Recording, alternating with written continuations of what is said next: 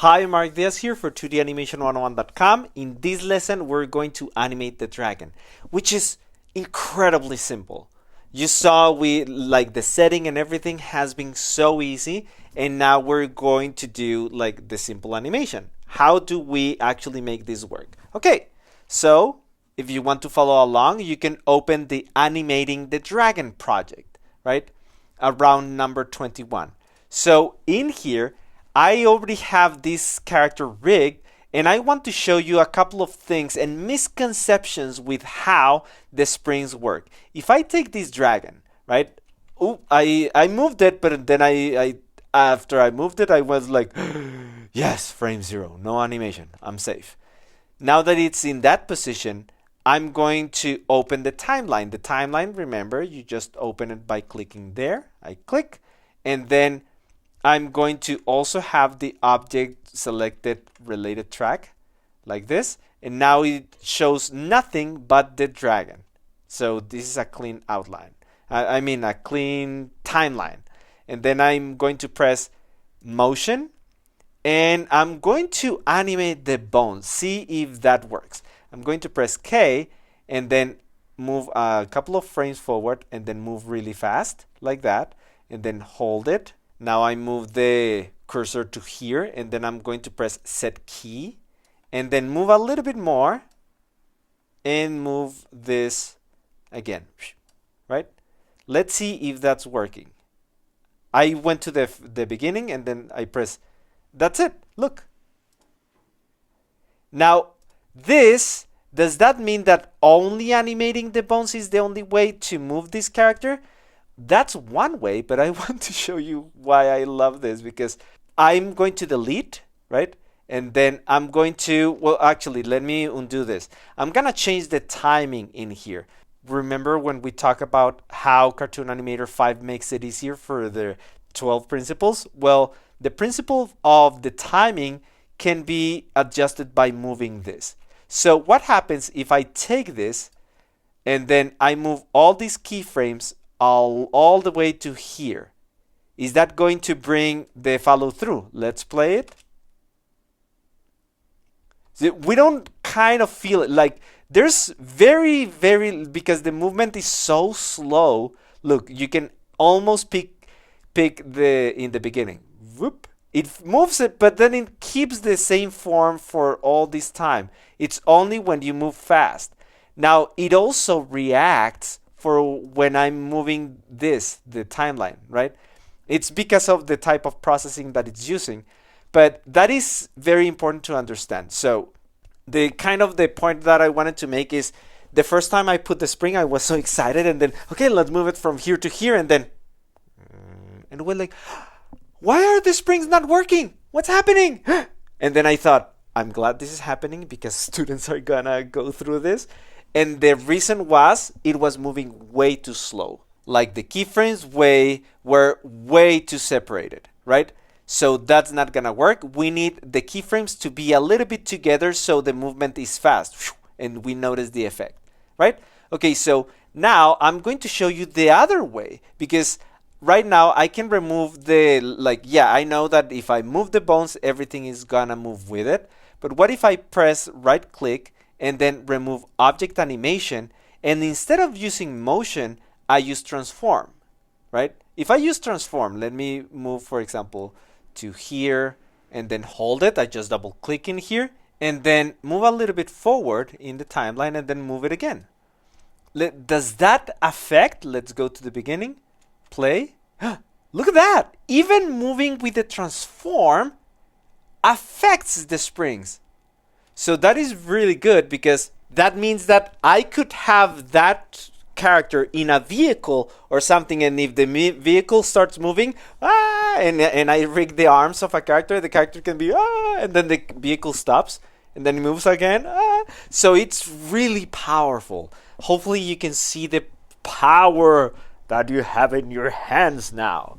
It's like we're creating so much quality in animation with, this is the quality that we have. This is the effort that we're putting. These guys, the Revolution team, congratulations, guys. You made it so easy for us. So it's huge leverage. I do this, I get this. Ah, beautiful deal. So now let me do the animation. Hopefully with this explanation you understand fully how this works.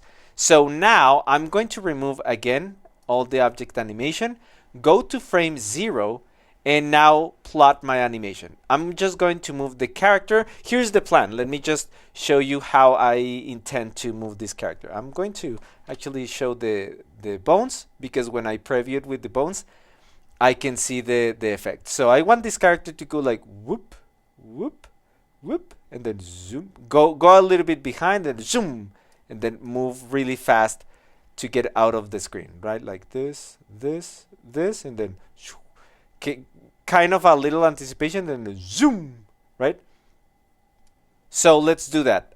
I'm in frame 0, and I want to be using the transform because it's much easier to control. Let me cancel this, open the transform in here.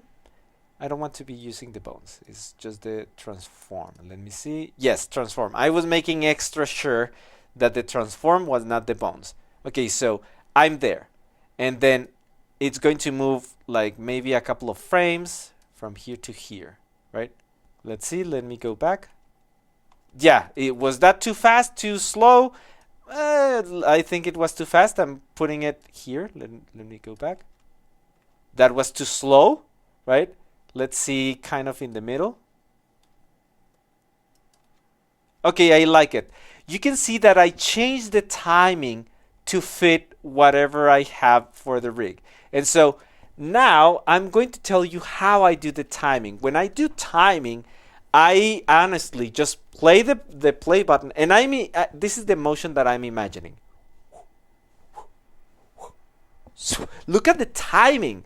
I'm not thinking that's too fast, or that's way too slow. I want this, the timing doesn't have to be perfect, but it has to fit with this kind of rhythm. Boom, boom, boom. So it's like seconds.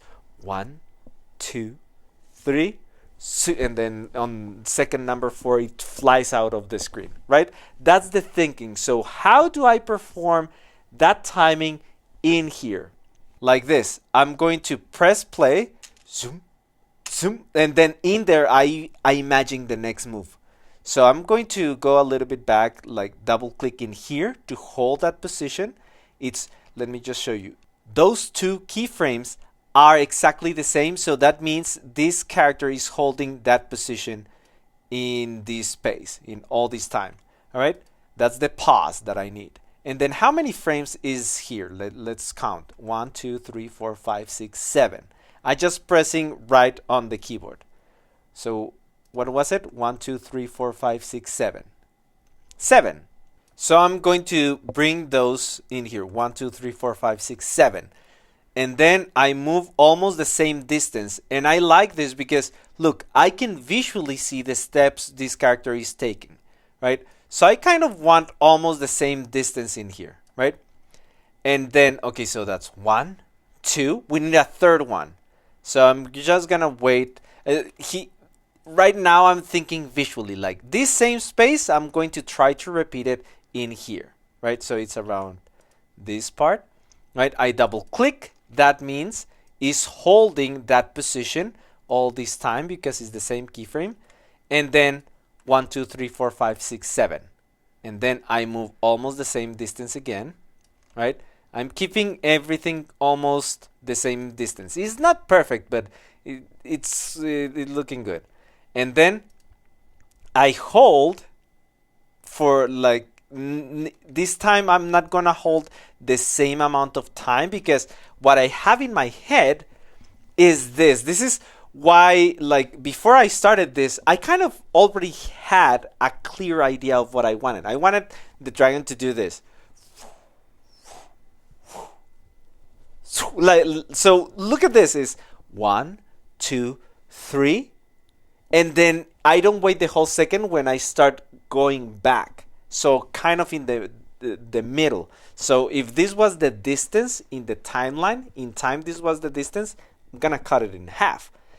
So that means if this was 1 second, it would be half a second. It's not 1 second, but hopefully you understand what I'm saying. If not, let me know in the comments, right? So if this is the distance, the normal distance, half of distance would be this. So that's what I'm thinking when I repeat that distance in here. That means I'm gonna put my keyframe in here. All right. So in there, I just bring this a little bit. Oh wait, no. In there is hold. Ooh, I was about to make a mistake. First, I need to hold. So it's a copy and paste, or just double click, and then 1, 2, 3, 4, 5, 6, 7, 8, 9. Let's see. Maybe for that, let's see how that works. Maybe a little bit faster. Okay. I'm playing a couple of times. Okay, maybe I want the movement to be a little bit more aggressive. I select this keyframe again. I just clicked on it and then go back a little bit more and maybe a little bit down like this. Okay, that works. But this one is going to be after I finish. This is where I need to do another calculation. After, like, he goes back and then everything else, it kind of moves like this. So when I do this, I'm gonna see where this stops animating. So in there, I put the next keyframe to push forward, right? That means, let me play it right there. Okay, let me play it again. I just focusing on this little tail. Let me do it again. Look, it's around this time. I'm gonna play. Okay, right there. Probably that was a little bit fast, and then zoom goes out of the screen, right? So let's see it from the beginning. Okay, that was, I believe this timing is way too slow, but this movement is perfect. This timing, I don't like it. So let's do a couple. Here's the thing. I'm gonna stop the lesson right here because I'm getting in flow. But I kind of also want you to have little bites of lessons, right? So in the next lesson, we're going to do adjustments to this animation and finish it, all right? Hopefully this whole process is very easy. It has been 14 minutes. For me, it felt like 5 minutes. It's a short. I enjoy this a lot. So let's go to the next lesson and we will do the little adjustments. So right now he's moving very flat, like ting, ting, ting, ting. And I want this to do like little jumps. Okay, we will do that in the next lesson. See you there.